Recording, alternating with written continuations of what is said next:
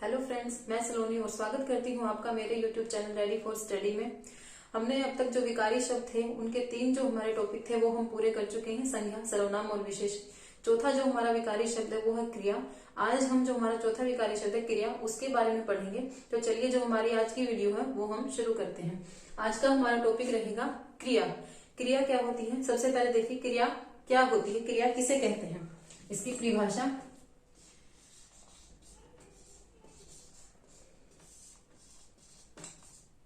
क्रिया क्या होती है?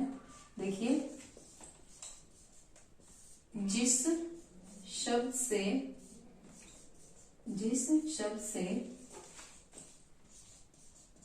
किसी कार्य का करना या होना समझा जाए, ठीक है, समझा जाए, उसे हम क्या कहते हैं? क्रिया कहते हैं। ठीक है, उसे हम क्या कहते हैं? क्रिया कहते हैं। तो क्रिया की परिभाषा क्या हो गई? जिस शब्द से किसी कार्य के करने या होने का बोध होता है उसे हम क्रिया कहते हैं, या जिस शब्द से किसी कार्य का करना या होना समझा जाए उसको हम क्रिया कहते हैं। जैसे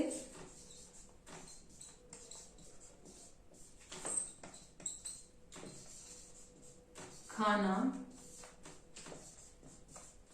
पीना, सोना, पढ़ना, ये क्या हमारी क्रियाएं हैं। ठीक है, ये होगी हमारी क्रियाएं। अब इसमें देखिए धातु। धातु क्या होती है? क्रिया के मूल रूप को, क्रिया के मूल रूप को धातु कहा जाता है। क्रिया के मूल रूप को क्या कहा जाता है? धातु कहा जाता है। ठीक है, धातु से ही क्या होता है? धातु से ही क्रिया के मूल रूप का निर्माण होता है। धातु से ही क्रिया के मूल रूप का निर्माण होता है। ठीक है, जो भी क्रिया होती है उसमें धातु जो है विद्यमान रहती है या उपस्थित रहती है। देखिए जैसे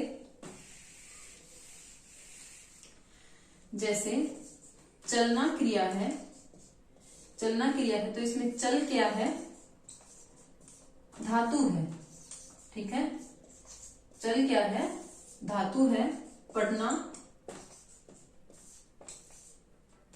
इसमें पढ़ क्या है? धातु है। खाना हो गया, इसमें खा क्या है? धातु है। ठीक है, क्रिया के मूल रूप को धातु कहा जाता है और धातु से ही क्रिया के मूल रूप का निर्माण होता है। ठीक है, धातु में हम ना प्रत्यय जोड़कर, धातु में जैसे ये हमारी धातु हो गई चल, तो इसमें हमने ना प्रत्यय जोड़ दिया तो ये हमारी क्या बन गई? क्रिया बन गई। धातु में ना प्रत्यय जोड़कर हम क्या करते हैं? क्रिया का निर्माण करते हैं। ठीक है, यहां तक समझ आ गया। जिस शब्द से क्रिया के करने, किसी कार्य के करने या होने का बोध हो, किसी कार्य का करना या होना समझा जाए उसे हम कहते हैं क्रिया। ठीक है, तो और क्रिया को समझने के लिए हम क्या करेंगे? धातु को समझें। क्रिया के मूल रूप को, क्रिया का जो मूल रूप होता है उसे हम धातु कहते हैं और धातु से ही क्रिया के मूल रूप का निर्माण होता है। जैसे चलना हो गया, इसमें चल हमारी क्या हो गई? धातु। पढ़ना में पढ़ हमारी क्या हो गई? धातु। और धातु में ना प्रत्यय जोड़कर हम क्या करते हैं? क्रिया का निर्माण करते हैं। ठीक है, तो क्रिया यहां तक समझ आ गई। क्रिया होती क्या है ये हमने पढ़ लिया। अब हम पढ़ेंगे क्रिया के प्रकार।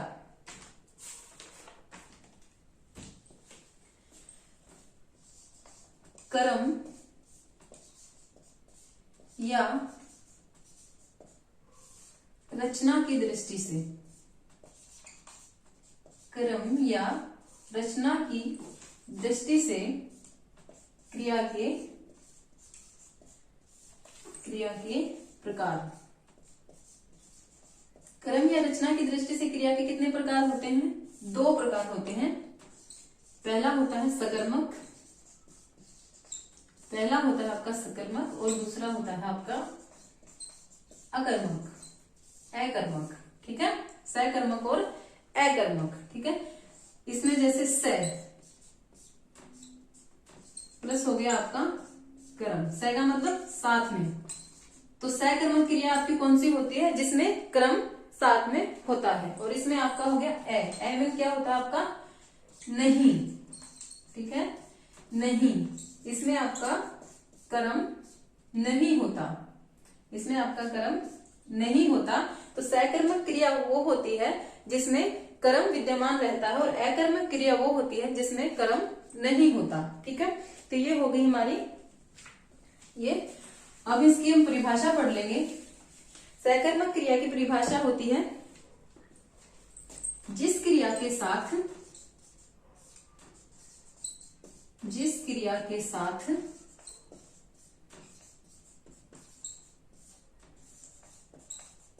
कर्म हो या कर्म की संभावना हो, या कर्म की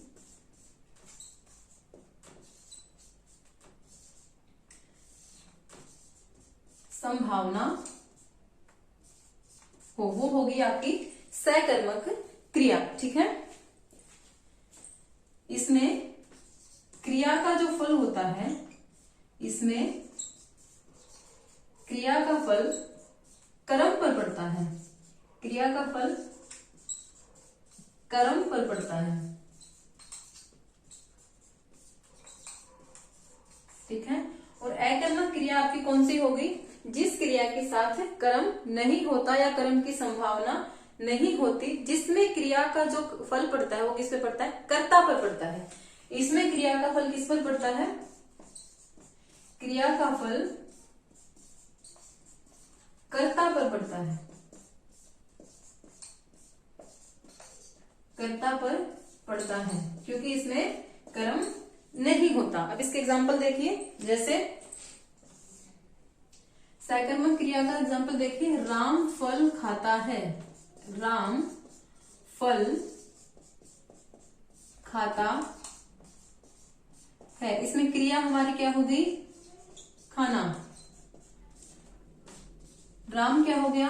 कर्ता, और फल हो गया हमारा कर्म।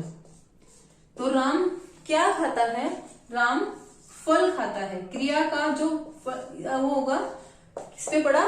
क्रिया का प्रभाव कर्म पर पड़ा, यानी कि फल पर पड़ा। क्या खाता है? फल खाता है। तो इसमें हमारी ये होगी हमारी सकर्मक क्रिया। देखिए,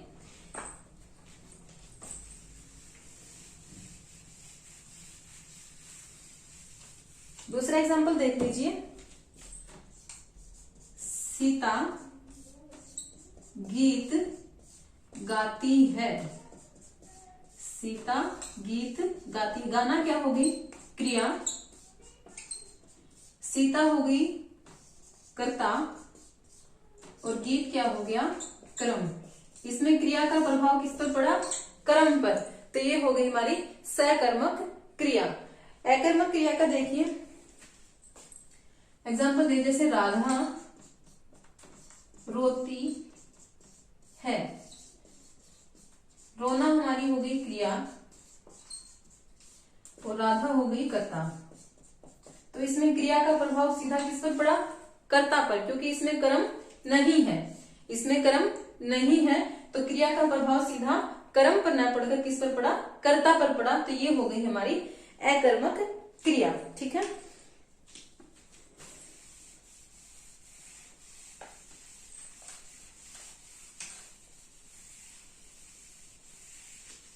सकर्मक और अकर्मक क्रिया दोनों हो गई हमारी। अब देखिए, कई बार पेपर में आपके ये ऐसे ही क्वेश्चन पूछ लेते हैं, कोई आपको वाक्य दे देंगे और फिर आपसे पूछेंगे इसमें सकर्मक क्रिया है या अकर्मक क्रिया है, वो आपको बताना होता है। ठीक है, तो हम इसको कैसे पहचानेंगे, हम ये देखते हैं। ठीक है, तो पहला इसमें क्या होता है? पहला अगर कोई हमें वाक्य दिया होगा हम उसका क्या लगाकर प्रश्न बना लेंगे। ठीक है, जैसे हमें कोई वाक्य दिया है, राम फल खाता है। ठीक है, राम फल खाता है, एक ये वाक्य हमें दिया गया है। और दूसरा जो वाक्य दिया गया जैसे दे दिया हमें, बालक रोता है, बालक रोता है। तो पहले हम इसको कैसे पहचानेंगे, हम इसको क्या लगाकर, क्या का प्रयोग करके, क्या का प्रयोग कर इसे प्रश्न बना लेंगे। क्या बना लेंगे, इसको प्रश्न बना लेंगे, प्रश्न बना लेंगे। अगर इस प्रश्न का हमें जवाब मिलता है तो हमारी हो गई सकर्मक क्रिया, अगर हमें उसका जवाब नहीं मिलता तो होगी हमारी अकर्मक क्रिया। तो इसका प्रश्न बना दीजिए, राम फल खाता है। इसका प्रश्न हम क्या बनाएंगे, राम क्या खाता है। इसका प्रश्न बन गया, राम क्या खाता है, राम क्या खाता है, राम क्या खाता है, फल खाता है। ठीक है, तो इसका हमें क्या का जवाब जो हमें मिल गया, उत्तर मिल गया, तो ये हो गई हमारी सकर्मक क्रिया। अब दूसरा एग्जांपल जो है, बालक रोता है, इसको क्या लगाकर प्रश्न बनाइए, बालक रोता है। इसका क्या लगाकर प्रश्न कैसे बनाएंगे, बालक क्या रोता है, बालक क्या रोता है। ये वाक्य भी अशुद्ध हो गया और ना ही हमें इसका उत्तर मिला। ठीक है, बालक क्या रोता है, इसका कोई उत्तर नहीं है, ना ही ये वाक्य की दृष्टि से भी हमारा क्या हो गया, अशुद्ध वाक्य हो गया। तो ये हमारी क्रिया कौन सी होगी, अकर्मक क्रिया होगी। तो सकर्मक और अकर्मक क्रिया को पहचानने का ये हमारा पहला तरीका है कि हम पहले क्या करेंगे, जो भी हमें वाक्य दिया होगा उसको हम क्या लगाकर उसका प्रश्न बना लेंगे, और फिर अगर हमें उसका जवाब मिलता है तो होगी हमारी सकर्मक क्रिया, और हमें अगर उसका जवाब नहीं मिलता है तो होगी हमारी अकर्मक क्रिया। ठीक है, अब हम दूसरा तरीका देखेंगे कि सकर्मक और अकर्मक क्रिया को हम कैसे पहचानेंगे। ठीक है, देखिए वाक्य की संरचना किन से बनी होती है। जैसे वाक्य की संरचना में क्या क्या होता है, वाक्य की संरचना में क्या क्या होता है, पहला होता है आपका कर्ता, कर्म और आपकी क्रिया। ठीक है, क्रिया किससे बनती है, धातु से, और ये आपके संज्ञा या सर्वनाम होंगे। कर्ता और कर्म क्या होंगे, संज्ञा या सर्वनाम होंगे। ठीक है, ये क्या होंगे, हमारे संज्ञा और सर्वनाम होंगे। तो अब देखिए, अब हमें जैसे कोई वाक्य दे दिया, हमें जैसे कोई वाक्य दे दिया, सोहन सोहन चलता है, सोहन चलता है। इसमें देखिए सोहन क्या हो गया, कर्ता हो गया, और चलना क्या होगी, हमारी क्रिया होगी। चलना हमारी क्या होगी, क्रिया होगी।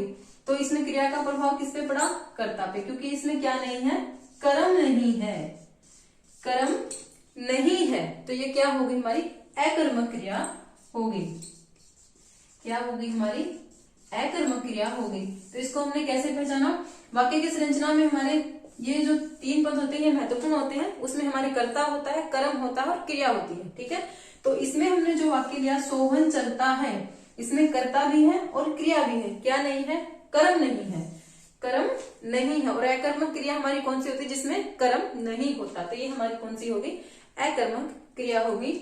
ठीक है, अब दूसरा एग्जाम्पल देख लीजिए, श्याम अखबार पढ़ता है, श्याम अखबार पढ़ता है। इसमें क्या हो गया, श्याम हो गया आपका कर्ता, पढ़ना होगी आपकी क्रिया, और अखबार आपका क्या हो गया, कर्म। हमने अभी क्या पढ़ा था, क्या होता है वाक्य में, कर्ता प्लस कर्म आपकी और क्रिया होती। तो इसमें क्या है, तीनों है, क्रिया का प्रभाव किस पर पड़ रहा है, कर्म पर पड़ रहा है। अगर इसमें कर्म विद्यमान है तो इसको क्या कहेंगे हम, सकर्मक क्रिया कहेंगे। ये कौन सी हो गई हमारी सकर्मक क्रिया हो गई। तो जो सकर्मक और अकर्मक क्रिया हमें पहचाननी है उसका पहला तरीका था क्या, जो भी वाक्य दिया होगा उसको आप क्या लगाकर प्रश्न बना लेंगे। अगर उसका उत्तर मिलता है तो आपकी सकर्मक क्रिया होगी, अगर नहीं मिलता है तो आपकी अकर्मक क्रिया होगी। दूसरा जो हमारा तरीका है उसमें हम क्या करेंगे, वाक्य में जो हमारे विद्यमान होते हैं कर्ता प्लस कर्म प्लस क्रिया, ये हमारे हर वाक्य में होते हैं। अब हमने जो भी हमें वाक्य दिया हुआ हम उसको भाग में बांट लेंगे। जैसे ये हमारा कर्ता हो गया, ये हमारी क्रिया हो गई, ये हमारा कर्म हो गया। अगर उस वाक्य में कर्म है, ठीक है, तो वो हमारी होगी सकर्मक क्रिया, और अगर कर्म नहीं है तो वो हमारी होगी अकर्मक क्रिया। ठीक है, अब सकर्मक और अकर्मक को पहचानने के लिए तीसरा जो हमारे पास तरीका है वो देखिए। हमें कोई भी वाक्य दिया गया, जैसे ये हमें वाक्य दे दिया, सोहन गाड़ी चलाता है। ठीक है, दूसरा हमें वाक्य दे दिया, सोहन चलता है। ये दो वाक्य हमें दे दिए और हमें इसमें बताना है कि इसमें सकर्मक क्रिया है या अकर्मक क्रिया है। तो हम इसको क्या करेंगे, इन वाक्यों को हम क्या कर लेंगे, भूतकाल में, काल होते हैं हमारे वर्तमान, भूतकाल और भविष्य, तीन काल होते हैं। तो हम इसमें क्या कर लेंगे, इस वाक्य को हम भूतकाल में परिवर्तित कर लेंगे या बदल लेंगे। ठीक है, इस वाक्य को हम क्या कर लेंगे, भूतकाल में बदल लेंगे। अब इस वाक्य का अगर हम भूतकाल बनाएंगे तो क्या बनेगा, देखिए सोहन गाड़ी चलाता है, इसका भूतकाल क्या बना, सोहन ने गाड़ी चलाई, सोहन ने गाड़ी चलाई। तो अब इसमें ये क्या ध्यान रखने वाली बात है, इसमें ध्यान रखने वाली बात आपकी ये है कि भूतकाल बनाने के बाद, वाक्य का भूतकाल बनाने के बाद यदि कर्ता के साथ ने का प्रयोग हो तो आपकी जो ये क्रिया होगी उसमें क्या होगी, सकर्मक क्रिया। कौन सी होगी आपकी, सकर्मक क्रिया। ठीक है, अब हमने इस दूसरा जो हमारा वाक्य था इसका हमने भूतकाल बनाया, तो इसका क्या हो गया, सोहन चलता है का क्या भूतकाल क्या हो गया, सोहन चला। कौन सा हो गया भूतकाल, सोहन चला। अब इसमें देखिए ने का प्रयोग नहीं हुआ तो ये हो गई हमारी अकर्मक क्रिया। इसमें हमारे कर्म नहीं आया, चलना क्या होगी क्रिया, और सोहन क्या हो गया आपका कर्ता। ठीक है, तो ये हमारी हो गई अकर्मक क्रिया। ठीक है, तो सकर्मक और अकर्मक क्रिया को पहचानने के लिए जो आपके तरीके बताए, पहला हम प्रश्न बना लेंगे, क्या लगाकर उसका जवाब मिलेगा तो वो आपकी क्या होगी, सकर्मक, और नहीं तो आपकी होगी अकर्मक। दूसरा जो हमने जो पढ़ा उसमें है, हम जो वाक्य को है उनको तीन भागों में बांट लेंगे, कर्ता कर्म और क्रिया। अगर आपके पास कर्ता और क्रिया दो है, कर्म नहीं है तो आपकी होगी सकर्मक क्रिया। अगर आपके पास कर्ता कर्म और क्रिया तीनों है तो आपकी होगी सकर्मक क्रिया। अगर कर्म नहीं है तो आपकी होगी अकर्मक क्रिया। अब जो तीसरा जो तरीका है, हम इसको क्या करें, जो भी वाक्य दिया गया हम उसको भूतकाल में बदल लेंगे, और भूतकाल में बदलने के बाद अगर कर्ता के साथ ने का प्रयोग हो, कर्ता के साथ किसका प्रयोग हो, अगर कर्ता के साथ आपका ने का प्रयोग हो तो आपका हो गया सकर्मक क्रिया। और अगर ने का प्रयोग नहीं हो या भूतकाल में बदलने के बाद कर्म नहीं हो तो वो आपकी होगी अकर्मक क्रिया। ठीक है,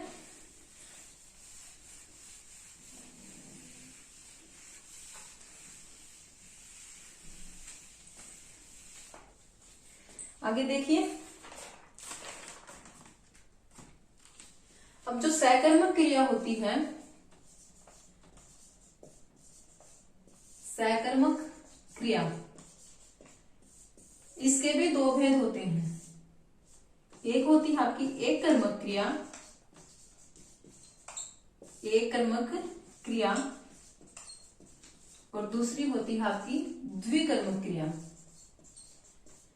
द्विकर्मक क्रिया नाम से ही पता लग रहा है, एक कर्मक यानी कि जिसमें एक कर्म हो, जिसमें कर्म क्या हो, एक हो, जिसमें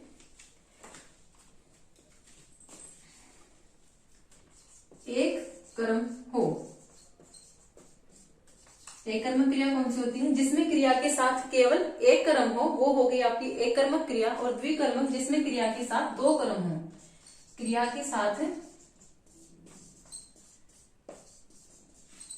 दो कर्म हो, क्रिया के साथ दो कर्म हो, वो होगी आपकी द्विकर्मक क्रिया। ठीक है, अब इसके एग्जांपल देख लीजिए।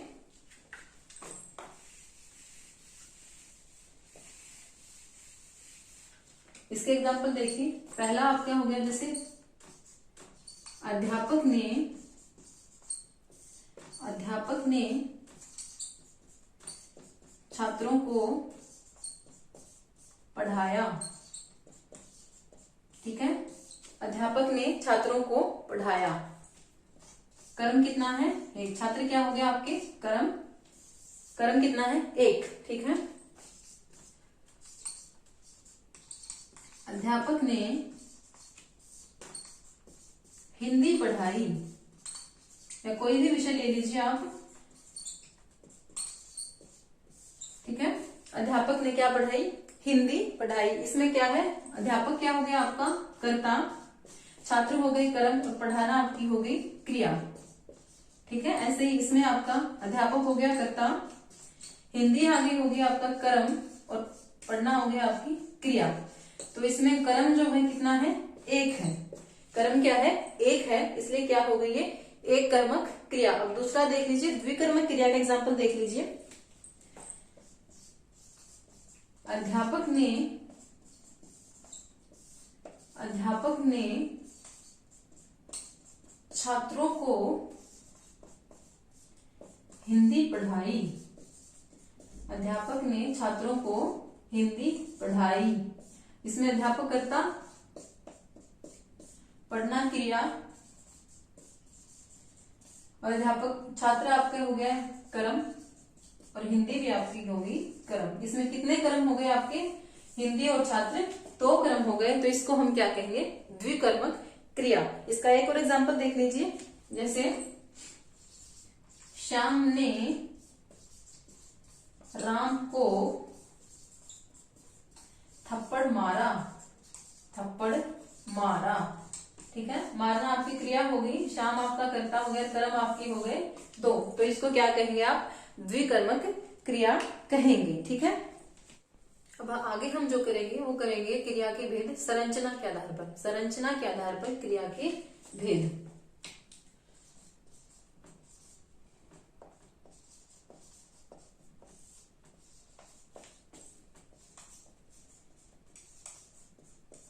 संरचना के आधार पर क्रिया के भेद। संरचना के आधार पर क्रिया के भेद होते हैं आपके 5। संरचना के आधार पर क्रिया के भेद होते हैं आपके कौन कौन से? 5 होते हैं। कौन कौन से होते हैं वो देखिए। पहला होता है आपका इसमें संयुक्त क्रिया,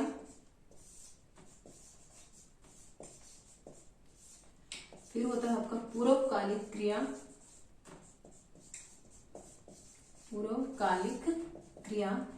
तीसरा होगा आपका इसमें प्रेरणार्थक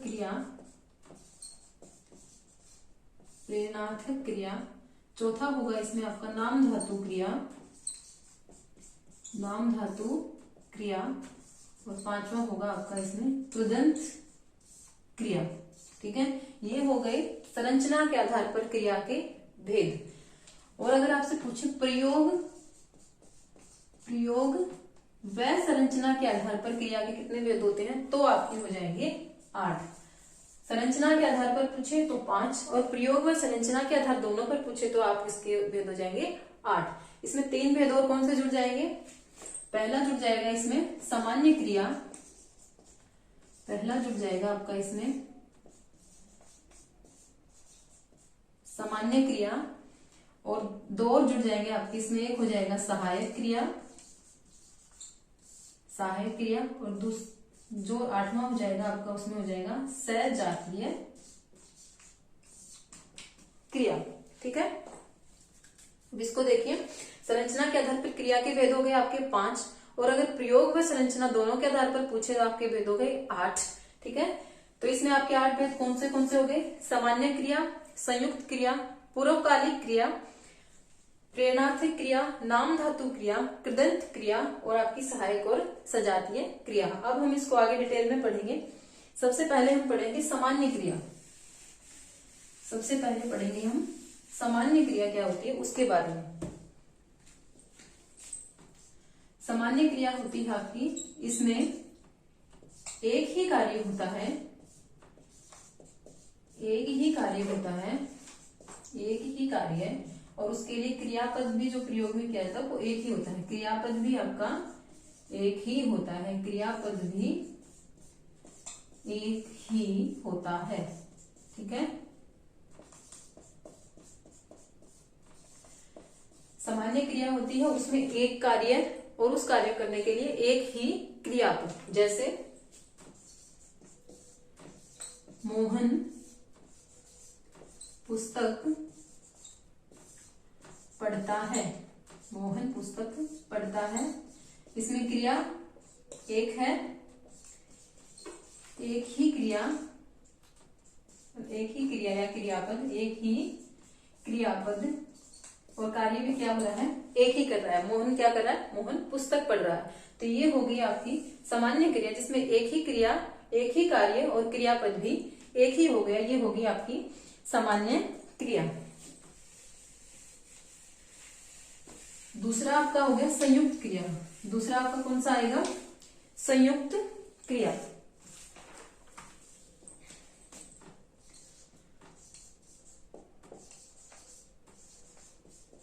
दूसरा आपका होगा संयुक्त क्रिया। संयुक्त क्रिया कौन सी होती है? इसमें आपका कार्य होगा एक कार्य और क्रियापद होंगे आपके दो क्रियापद। ठीक है, संयुक्त क्रिया में आपका होगा एक कार्य और दो क्रियापद। ठीक है, एक वाक्य में एक कार्य को बताने के लिए जब दो क्रियापद का प्रयोग किया जाता है, एक वाक्य में एक कार्य को बताने हेतु एक कार्य को बताने हेतु जब दो क्रियापद का प्रयोग किया जाता है, जब दो क्रियापद का प्रयोग किया जाता है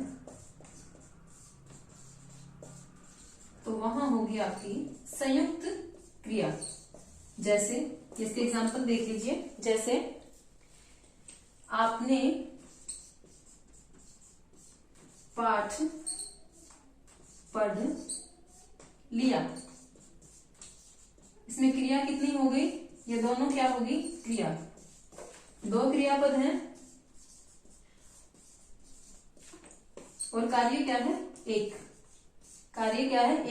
एक कार्य को करने के लिए जब दो क्रियापद का प्रयोग किया जाए तो वहां होगी आपकी संयुक्त क्रिया। तीसरी देखेंगे, वो देखेंगे पूर्वकालिक क्रिया। पूर्वकालिक क्रिया कौन सी होती है? जब वाक्य में दो क्रियापद प्रयोग हो रहे हों और पहली जो क्रिया वो आरंभ होकर समाप्त हो चुकी हो, और उसके बाद दूसरी क्रिया, उसके खत्म होने के बाद जो दूसरी क्रिया आरंभ हो चुकी हो, तो जो पहले खत्म हुई क्रिया को हम क्या कहेंगे? पूर्वकालिक क्रिया कहेंगे। जैसे राम भोजन करके सो गया। ठीक है, ये हमारी दूसरी क्रिया हो गई, और ये जो हमारी हो गई वो पूर्वकालिक क्रिया हो गई, क्योंकि ये जो क्रिया है वो समाप्त हो चुकी है। भोजन करके राम क्या है? सो गया। ठीक है, तो ये जो हमारी होगी ये हमारी होगी पूर्वकालिक क्रिया। ठीक है,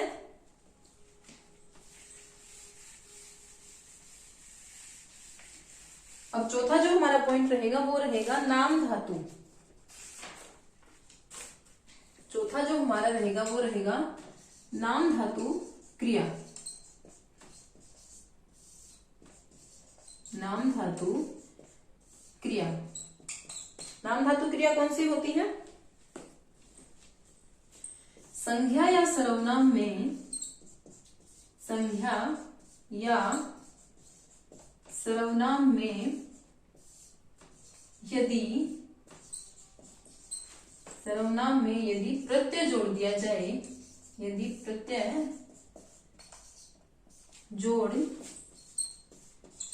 दिया जाए तो, संज्ञा या सर्वनाम में यदि प्रत्यय जोड़ दिया जाए और बनने वाला शब्द, प्रत्यय जोड़ दिया जाए और नया बनने वाला शब्द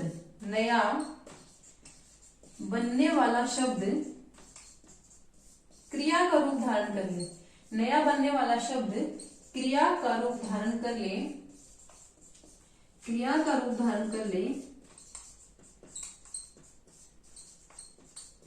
ले, तो वहां कौन सी होगी? आपकी नाम धातु क्रिया होगी। ठीक है, जैसे चमक से आपका हो गया चमकना या चमकाना। ठीक है, चमक से क्या हो गया आपका? चमक और चमकाना। अपना से हो गया अपनाना। ये होगी आपकी नाम धातु क्रिया। संज्ञा या सर्वनाम में यदि प्रत्यय जोड़ दिया जाए और जो नया बनने वाला शब्द, प्रत्यय जोड़कर जो नया शब्द बनेगा, अगर वो किसी क्रिया का रूप धारण कर लेता है तो जो आपकी वहां क्या होगी? नाम धातु क्रिया होगी। ठीक है, अब आपकी देखिए पांचवा जो हमारा पॉइंट है वो है कृदंत क्रिया। पांचवा हमारा जो पॉइंट रहेगा वो रहेगा कृदंत क्रिया।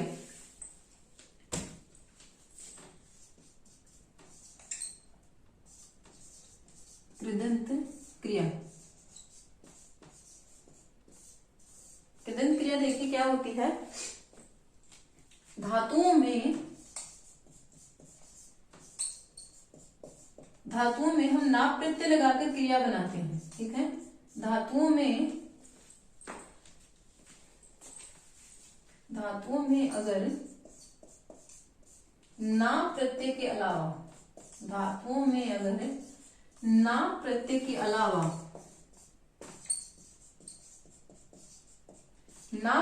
अलावा अगर कोई और प्रत्यय जोड़ दिया जाए, ना प्रत्यय के अलावा कोई और प्रत्यय जोड़ दिया जाए, कोई और प्रत्यय जोड़ दिया जाए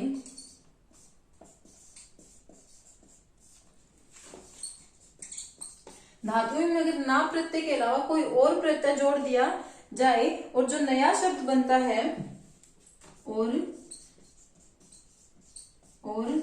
जो नया शब्द बनता है, अगर वो क्रिया शब्द बनता है, जो नया जो शब्द बनता है अगर वो क्रिया का रूप धारण कर लेता है तो उसको हम क्या कहेंगे? कृदंत क्रिया कहेंगे। क्या कहेंगे? कृदंत क्रिया कहेंगे। ठीक है, धातुओं में अगर ना प्रत्यय के अलावा कोई और प्रत्यय जोड़े और बनने वाला शब्द आपका क्रिया शब्द बन जाए तो हम उसको क्या कहेंगे? कृदंत क्रिया कहेंगे। जैसे चल, धातु में हम ना लगाकर बनाए, चल में हमने नाल प्रत्यय लगाया और हमारी क्रिया बन गई चलना। अब चल में हमने ता प्रत्यय लगाया, ये बन गया चलता। ठीक है, ये हमारी क्या होगी? कृदंत क्रिया हो गई। जैसे हमने चल में लगाया कर, चल कर। ऐसे ही जैसे पढ़ प्लस ता, पढ़ता।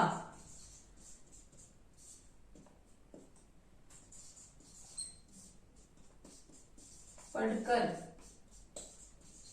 तो ये जो हमारी क्रिया होगी वो क्या होगी? कृदंत क्रिया हो गई। अगर धातुओं में ना प्रत्यय के अलावा कोई और प्रत्यय जोड़ दें और फिर भी जो बनने वाला शब्द क्या बन जाए? क्रिया शब्द बन जाए तो हम उसको क्या कहेंगे? कृदंत क्रिया कहेंगे। ठीक है,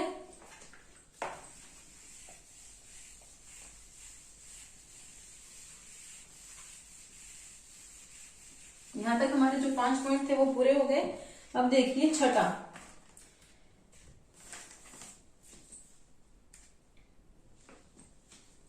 इसके बाद हमारा छठा नहीं 7वां पॉइंट रहेगा ये, इसमें हमारा रहेगा सहायक क्रिया। सहायक क्रिया कौन सी होती है?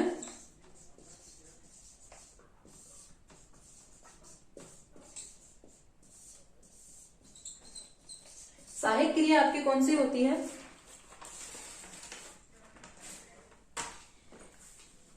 सहायक क्रिया मुख्य क्रिया के साथ प्रयोग की जाती है। सहायक क्रिया क्या होती है? मुख्य क्रिया के साथ प्रयुक्त होकर वाक्य के अर्थ को स्पष्ट व पूर्ण बनाती है। स्पष्ट व पूर्ण बनाती है। जैसे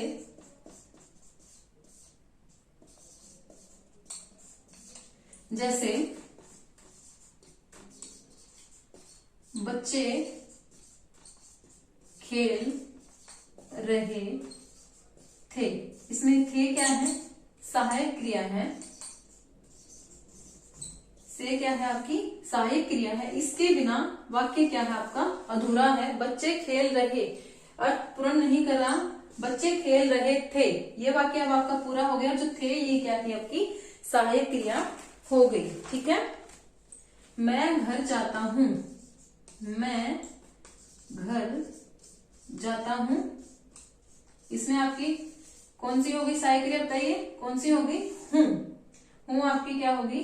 सहायक क्रिया हो गई। ठीक है। मुख्य क्रिया के साथ प्रयोग होकर वाक्य के जो अर्थ को स्पष्ट और पूर्ण बनाती है वो आपकी हो गई सहायक क्रिया।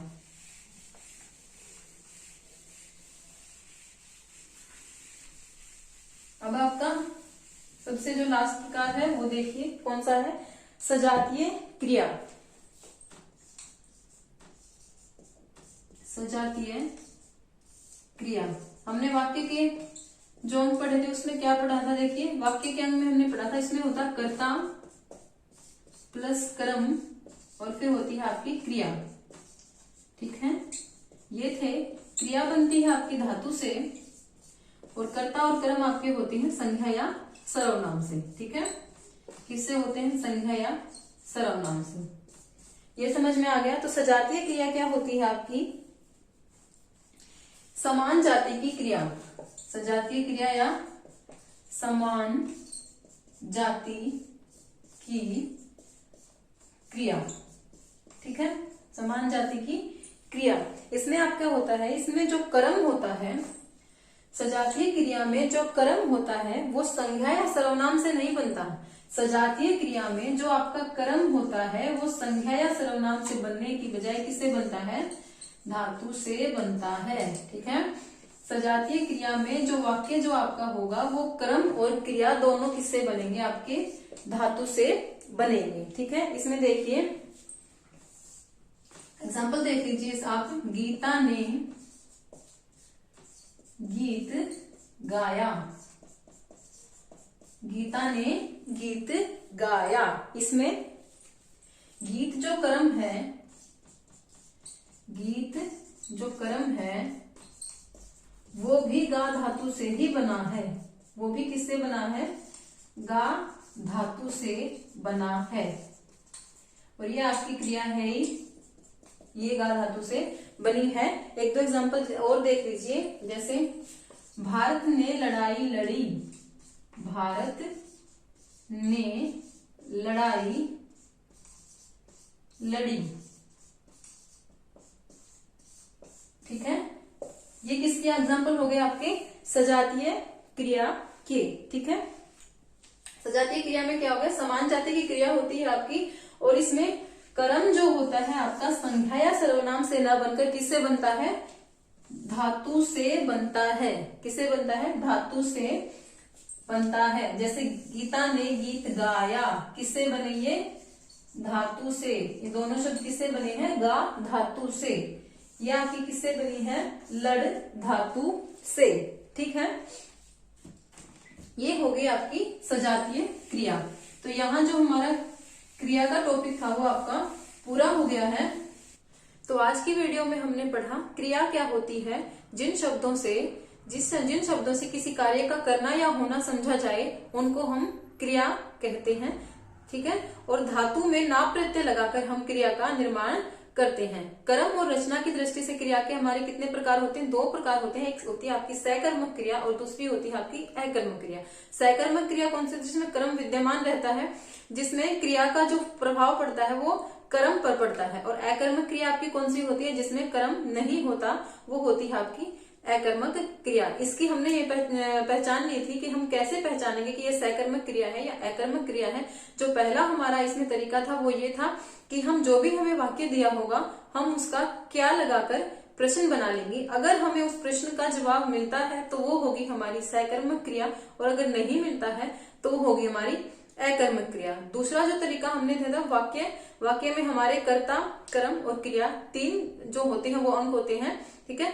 अगर हमारे जो हमें वाक्य दिया गया है अगर उसमें कर्ता, कर्म और क्रिया तीनों हैं तो वो होगी हमारी सकर्मक क्रिया। अगर उसमें कर्म नहीं है तो वो होगी हमारी अकर्मक क्रिया। तीसरा जो तरीका था हमने ये पढ़ा था कि अगर हमें कोई वाक्य दिया गया है हम उसको क्या बना लेंगे? भूतकाल में परिवर्तित कर लेंगे या भूतकाल में बदल लेंगे। अगर भूतकाल में बदलने के बाद कर्ता के साथ अगर ने का प्रयोग हो तो वो होगी आपकी सकर्मक क्रिया, और अगर ने का प्रयोग नहीं हो तो वो होगी आपकी अकर्मक क्रिया।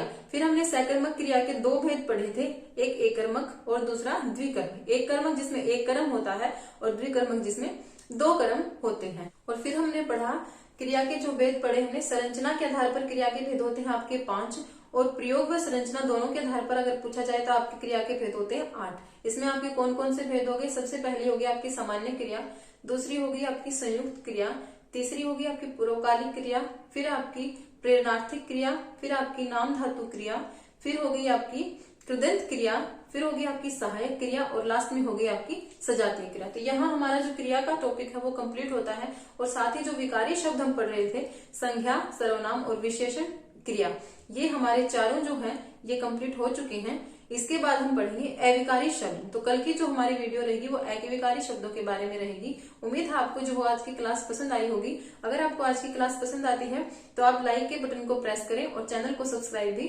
जरूर करें। Thank you so much.